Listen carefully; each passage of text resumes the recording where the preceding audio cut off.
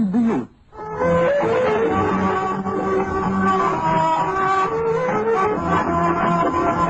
السلام عليكم ورحمة الله وبركاته. على اخواتي واصحابي وحبايبي، عاملين ايه؟ ازيكم؟ يا رب تكونوا بخير، يا رب ان شاء الله، وتكون جمعة سعيدة عليكم ومباركة عليكم ان شاء الله، وكل سنة وانتم طيبين بمناسبة السنة الهجري. يا رب كده كل سنة تكونوا يا رب في الخير وفي راحة البال والسعادة. النهاردة قبل ما اتكلم وقبل ما اقول اي حاجة، لسه ما اشتركتيش ولا عملتي لايك ولا عملتي شير؟ ليه؟ ده انا بحبك قوي. يلا حبيني انت كمان ودوسيلي لايك للفيديو وابعتيلي كومنت بيساعدني علشان احس ان في تواصل بيني وبينك. لو لسه جديده ودخلتي قولي لي ايه رايك في القناه وايه المواضيع اللي تهمك علشان اتكلم معاكي فيها. يلا بينا يلا بينا. حبيبه قلبي، بتوحشوني كتير. عايزه اقول لكم النهارده على كام حاجه كده بتلفت نظري كتير، بتضايقني وعندي ليه اعتراضات صراحة في ولي الأمر اللي لما بيجي يتسلط على الحكم بتاعه كده كأب كده، ويبقى عارف ان هو جواه، بيبقى عارف جواه ان انا غلطان، بس عنده كبرياءه بيضيع الدنيا. واول حاجة خطيرة اللي انا جاية اتكلم فيها النهاردة هو انه يتعامل مع الولد واول في سن 19 سنه او 18 سنه. طبعا الام تبقى مغلوبه على امرها ويجي يعاقب ابنه يطرده من البيت. يا دي الكارثه، يا دي الكارثه. صدقوني والله العظيم انا بحزن.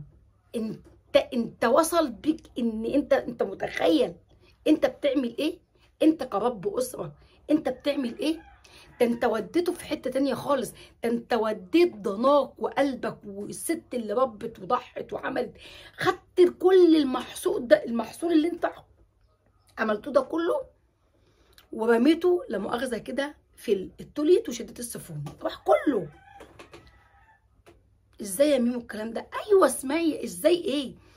ما كون ان انا عودته انه يبات بابا، وعودته ان هو يقابل زملاته، وزمايله خدوه في سكه وحشه وودوه في كوكب تاني خالص، تمام؟ وتعود ان هو عايز يجيب فلوس، هيعرف يجيب فلوس منين؟ تعود انه ياكل بابا، هياكل بابا. اتعود انه ما يشوفش ابوه ولا امه ولا اخواته. خلاص انتهى، خلاص الولا راح في خبر كان. ليه؟ بتفكير سيء من ولي الامر ان انا كده بعاقب ابني. انت بتتسهرت النهارده مع زمايلك، انت بتسهرت، يلا بره، اطلع بره. زي ما كنت زي ما طلعت وقعدت سهرت معاهم، كمل بيت، يلا بره. الولا بدأ يسهر، بدأ يبات بره، اسبوع جاب التاني جاب التالت، كل سنه وانت طيب، باي باي. انما لو انا واحد بفكر اعاقب وابني معايا، هاجي عليه احطه تحت باطي، غلط وماله، سن مراهقه.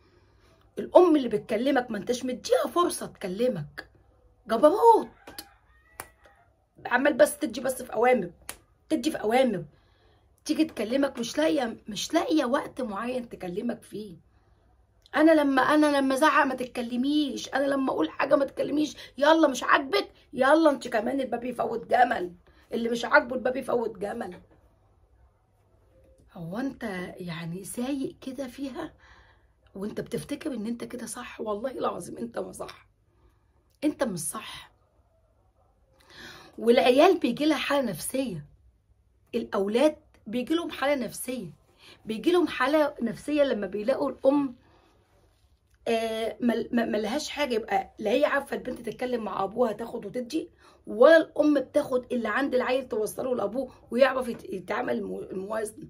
والام هنا ضحيه، الام هنا ضحيه، ضعيفه الاراده، ضعيفه الشخصيه.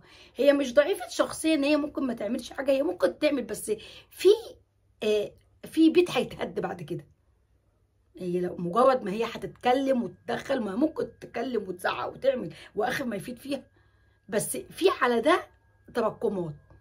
تقول لك هروح فين هروح فين، ومين هيصرف ومين هيعمل ومين هيخلي، اسئله كتير وحاجات كتير وامور كتير متلخبطه.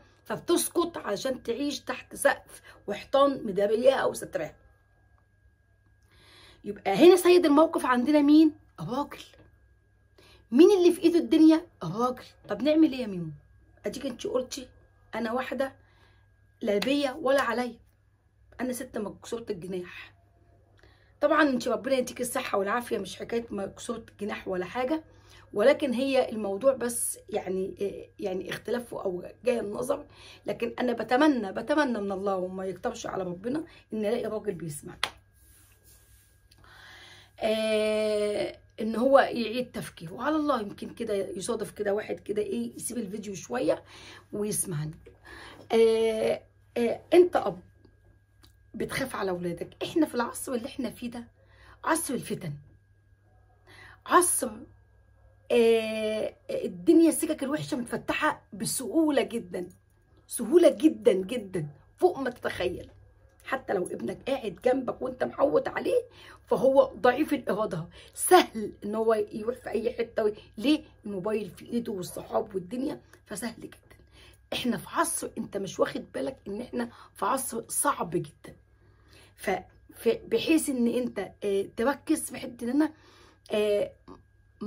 يعني ايه ما عاقبش، ما تدوس قوي، ما تقرص قوي، حاجه خفيفه وهات.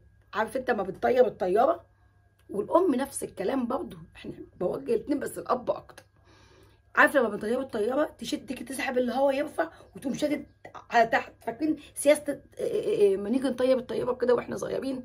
والرجاله يمكن والولاد كمان يفهموا الكلام ده اكتر، مفيش بنات بتطير طياره الا قليل. ها سيب سيب سيب، اسحب اسحب اسحب. كنا في السياسه دي كنت دايما اسمعها كده. انا خدتها في حته انك ايه، سيب شويه واسحب شويه، سيب شويه واسحب شويه، عشان العيل يجي في حضنك ويجي ما بين ايديك وتعرف تعدي مرحله المراهقه وتعدي مرحله الصعب اللي احنا فيها دي. لازم يا جماعه لكل اللي بيسمعني، لكل اللي بيشاهد الفيديو، مشاركه الام والاب ضروره مع بعض. ما ينفعش انا لوحدي، ما ينفعش هو لوحده. ليه لما انا بيموت زوجي بحس ان انا في كارثه؟ ليه لما بيموت زوجي بحس ان انا الاعباء عليا تقيله تقيله؟ ليه دايما الشيخ بتسمعوه في قلب القنوات الدينيه يقول لك ليها اجرها لانها اب وام شالت مسؤوليه؟ عارفين يعني ايه ربنا عنده كبيره ان الست تشيل مسؤوليه الاب وهي ام؟ يعني واخده مسؤوليتين، دور الاب واخده كله، وانها تاخد دورها هي كأم. ده ربنا اللي بيقول، ده رسولنا اللي وعدنا ان هو هيدخلنا الجنه عشان خاطر عليه افضل الصلاه والسلام، علشان خاطر الدورين. يعني انت دورك مهم جدا. فان انت يعني ابقى تتنازل عن دور الست في حياتك، ان هي مجرد خصصتها ان هي تروق تغسل تعمل خضار او تمسك مصروف البيت بس، واما تيجي تكلمك في امور شؤون اولادها يا انت تبهدلهم وتحاجي عليهم وتقوم جايه عليهم يعني بطريقه مش لطيفه، طريقه ما فيهاش يعني صدر واسع ان انا اتحاور وان انا اتناقش وان انا اخد وادي. حتى لو انا جيت مثلا حسيت بنفسي ان انا غلطانه ما قلتلكش هتروح تقول لهم ايه انا اسف، ولو ان ده عادي ما فيهاش حاجه، بس انا بقول يعني كرامه لحضرتك، يعني ان انت كأب وكحاجه كبيره في وسط الاسره بتاعتك مش هتقول انا اسف، لكن في اسف بطريقه مش مباشره. بمعنى انا مثلا جيت حصل موقف وشديت مع اولادي او ايا كان السبب، فجت مراتي بعد مراتي طبعا انا قايل لها ساعه ما اكون عصبي اوعك تتكلمي معايا، اوعك تقولي لي كده، خلاص اوكي انا مع الست في الحته معاك في الحته دي، علشان تبقى انت ايه قدامهم حاجه ايه ما ينفعش ايه ست تناقش قدام ايه اولادها. طب خلصنا وهدينا ورجعنا الدنيا طبيعتها ودخلت عليك الاوضه انا وانت لوحدنا، مفيش مشكله، تقبل مني ده دوري، انا شريكه حياتك، انا مش الناني اللي في البيت، انا مش ناني في البيت، انا مراتك شريكه حياتك. البيت مقسوم 2، نص عليك ونص عليا، ولادنا شركه ما بيني وما بينك. في شريك بتعمل في مشروع بيبقى فيه شركه، ينفع تقول له مالكش تتكلم؟ ما بيحصلش، اكيد ما بيحصلش، اكيد صح. سمعني صوتك، رد عليا في كومنت. طب انت كمان ردي عليا في كومنت، قولي لي ينفع؟ لا ما ينفعش. طالما في شركه يبقى في ان انا اخد وادي واتكلم واعمل. طيب لما اجي اخش عليك واقول لك لا ما ينفع، انت جيت على كذا، خلي بالك حصل 1 2 3 وانت جيت عليك وعملت 1 2 3، المفروض عليك انت تعمل ايه؟ طب انا لقيت نفسي غلطان، خلاص ماشي، ايه اقول لهم ايه؟ كأن ايه، خشي كلمي بابا وقول لهم اعمل كذا كذا كذا، ويلا عملنا ايه غدا كده وايه وايه، ونتلموا. سياسه بينك وما بين مراتك. فتقوموا انتوا طالعين قدام العيال بكل كيانكم وكبريائكم وكل حاجه، بس عملت سنز بينك وبين مراتك. تقول لها ايه؟ خدي تعالي وخلي بالك، انت برضه كذا كذا يا ماما، انا معلش هو كان عصبي وجاي من الشغل كذا كذا، يلا خشي صالحي بابا، يلا بابا عشان كده هاخد بالك. تقوم انت ايه؟ العيال تخش عليك ما اعرفش ايه، يا بنتي حرام، انا يا بنتي انا قصدي كذا وقصدي كذا وقصدي، كلمه قصدي مش هتقول لها انا اسف، قصدي كذا وقصدي كذا. طب يلا يلا يلا يلا يا بنت كذا ما اعرفش ايه، تقوم مهزر مع العيل وخلاص انتهينا، وحطينا السفره وقعدنا عملنا وسوينا، وبقينا نتناقش او تناقش مع عيلك او مع ولا ابنك وتاخده تحت باطك وتصاحبه.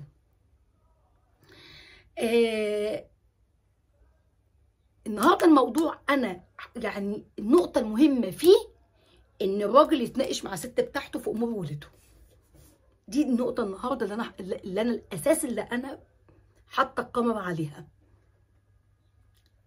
الاتنين لازم، مش قدامهم العيال في الدرس، العيال ناموا، العيال راحوا عند ستهم، عند اي فرصه انتوا لوحدكم. لمي النقط اللي جوزك موقعها، لمي الاخطاء واقعدي حاولي معاه. ولازم لازم لازم يا فلان يا فلان، لازم ان احنا نقعد نشوف بعضنا، لازم نشوف ولادنا، لازم نشوف كذا. مش دايما كل المشاكل المصروف ما قطاش، انا عايزه ده، بعيالك عايزين، بلاش حته الماديه. احنا النهارده في اسس اخلاقيه، احنا النهارده الاخلاق العيل اللي بيطلع من البيت هنا بيطلع بره اسوأ. والزمن دلوقتي العيله لما حتى بتاخد شهاده او بتروح تشتغل بره بتشوف ناس، وبتشوف ناس بتعاشر ازاي، وبتشوف اسلوب غير الاسلوب، بتشوف تربيه غير التربيه، وبتتغير وافكارها بتتغير وبتروح في حته تانيه خالص خالص خالص. النهارده سيبنا افكارنا وسيبنا اولادنا وسيبنا مخاخنهم ان هم ياخدوا الافكار من جوجل، من النت، من اي حد بيقول معلومه صح او معلومه خطا.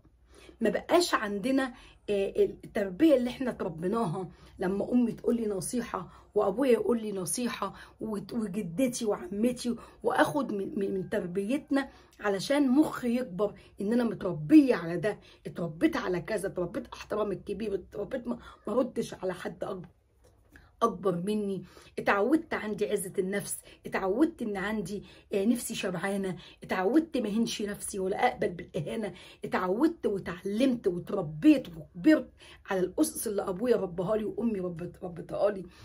احنا لازم نرجعوا لتربيه زمان، ما كانوش متعلمين، ما كانوش معاهم شهادات، الناس كانت بتتعامل بالفطره وبتتعامل يعني ما كانش الدين كمان موسوعته دلوقتي بالتفسيرات كده. كان كبرنا نقعدوا للشيخ محمد الشعراوي يوم الجمعه عشان يفسر لنا ايتين 3 من القران. شيوخنا كانت بسيطه، من قنوات كانت قليله، اذاعه القران الكريم يعني ما شاء الله من الاذاعه الجميله اللي طول عمرنا متعودين نسمعها ونسمع شيوخنا منها.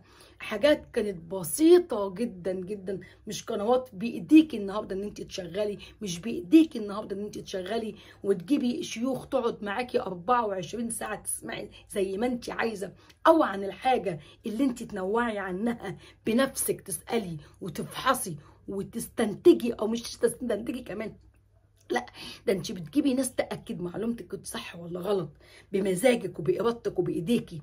زمان ما كانش فيه كده، زمان كنا يا سلام لما نسمع عن سؤال كان خطر على بالنا وجينا سمعنا حد بيساله في اذاعه القران الكريم، ونفرحوا قوي ان احنا سمعنا الاجابه بتاعته.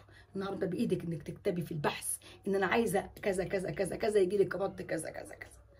النهارده الموسوعه واسعه جدا جدا جدا جدا، لكن انا عايزه ارجع للبساطه الجميله رغم الموسوعه الكبيره اللي احنا فيها دلوقتي، رغم من حاجات كتير حاجات كتير بقت تخرب البيوت. ناس كتير بقى في خيانه، وبقى في خيانه زوجيه، وبقت في ناس اخدين حاجات بسمعها والله انا بتكسف حتى اقول عنوانها. اخلاقي وتربيتي حتى مش قادره اجرؤ اقول العنوان. انا بسمع وبشوف مشاكل، يعني بحس ان احنا ايه ده، هو ده البلد دي اللي احنا يعني احنا في مصر بلد القرآن. احنا يعني احنا عايزه اقول حاجات كتيره قوي. بسمع يعني عن الستات اللي بتمشي على حل شعرها، وبسمع عن الرجاله الخاينه والستات الخاينه. ايوه في ستات خاينه، ده الواحد بيشوف دلوقتي حاجات وبيسمع حاجات والله العظيم جسمي كله بيتبنج. ستات بتخون وتقول لك اصلك عشان خاطر الماده. ده انا عندي اهون تسيقي سلالم وتشتغلي في البيوت وما اسمهوش كمان ده حاجه عيب. النهارده في شركات بتنظف البيوت وبيبقوا 4 5 6 بنات وبيتفقوا على الشقه بقد كده وبقد كده. النهارده ما فيش حاجه ما تجيبش فلوس، كل شيء بيجيب فلوس. النهارده تتسوقي على الانترنت بالاونلاين، تبيعي وتعملي روايش وتعملي مأكولات وتعملي اكل للموظفين يطلعوا من بره. افكار كتير عشان تحوشي يبقى معاكي فلوس. محدش يقول لي الخيانه والمشي الشمال هو اللي هيجيب فلوس. والناس اللي بتعمل ده انا بشوف، بقول لكم ربنا يرحمنا ويستر علينا. الناس النهارده اللي بشوف اللبس بتاعها لابسين حاجات كده ستومك كده، بيقولوا عليه ستومك والله كده ماشي، وصورة البطن بتبقى باينه والظهر باينه ومرميه الشعر.